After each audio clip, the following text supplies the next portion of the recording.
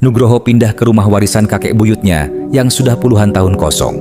Rumah tua itu kini hanya dihuni pamannya, yang dikenal warga setempat agak terganggu pikirannya. Di ruang tamu tergantung puluhan kandang perkutut tua berdebu. Karena kakek dulu adalah seorang penghobi burung perkutut. Tapi anehnya, hanya satu burung yang masih hidup. Diam, menatap tajam, dan bersuara lirih seperti isak tangis. Suatu malam, saat Nugroho bersantai di ruang tamu, burung itu mendadak bersuara panjang berulang-ulang. Seketika, udara berubah dingin dan berat.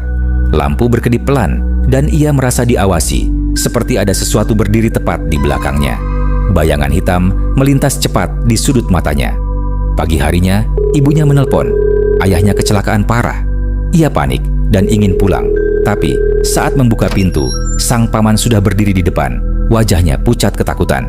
Dengan suara gemetar dan mata tak berkedip, ia berbisik, "Ini terjadi lagi. Sudah kubilang, semua ini ulah perkutut buntel mayit itu."